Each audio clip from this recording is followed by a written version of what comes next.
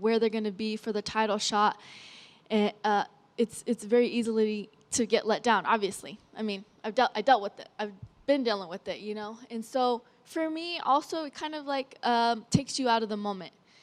And when a fighter is performing at their best is when they're in the moment, when they're not thinking about anything, they're not thinking about the future, they're not thinking about the past, they're in the moment and they're able to get in the zone and to perform in the zone. And that's what I'm most excited about, is to get in there and fight, to not think about what the rankings are, about how much I'm going to get paid after the fight, but to actually get in there and think, all right, these are my targets. How am I going to get the targets? How am I going to secure the most damage? How am I going to perform the way I do at the gym right here, right now? Michelle, thanks for taking the time. You touched on it briefly, but is it good to kind of downshift from a 25-minute fight to like, okay, this is 3 minutes, 3 rounds, I'm sorry. It's a little better than 15 compared to 25 and all the exposure that goes when you put that poster. I love 25-minute fights. I mean, the more the merrier. I feel like I'm a warrior in that sense. Like I'm a gladiator in that sense. Like if there were no time limits, I tell people this all the time. Like when I fought Joanna, I felt like if there were no time limits, I would have beat her. You know what I mean? Because I know that I can wear people down. I know that I can keep coming. I know that I can take a beating and keep coming.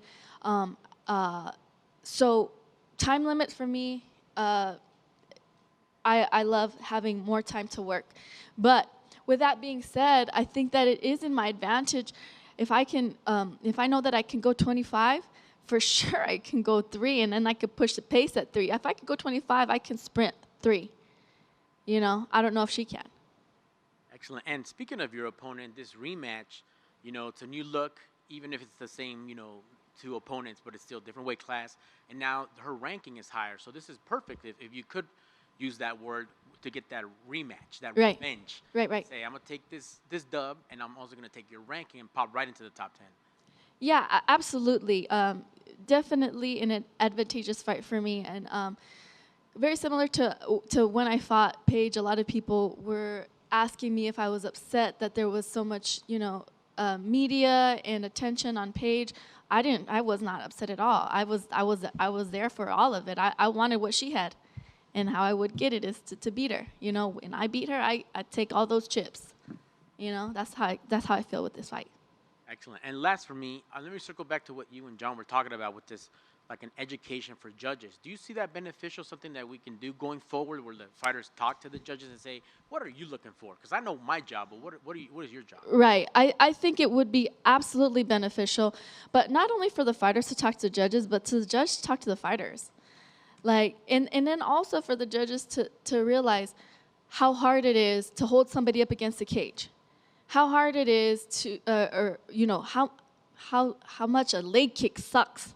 Like they put so much emphasis on like face shots or whatever, and some people, it's just the way they wear their hair, it looks like a worse shot than it is. By just the way that their footwork is, it looks worse than it is. I remember watching a fight with Aldo one time, and my husband and I were complimenting how well he was rolling with the punches.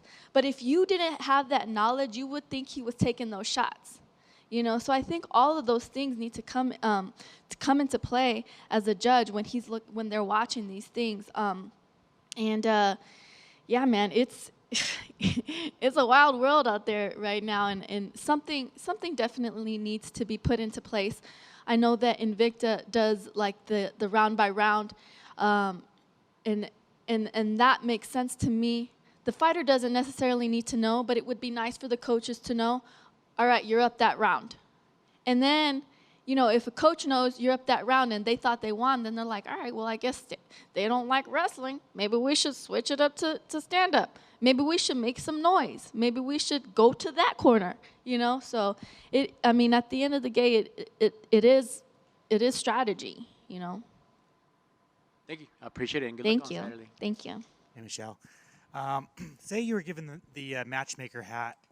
Who do you think should fight for the strawweight title next? Is it Yan Xiaonan or Tatiana Suarez? I think those 2 ladies should fight for the belt. Or they should fight to see who is the contender for the belt. I think that would be a great matchup. Awesome. Thank you. Thanks, guys.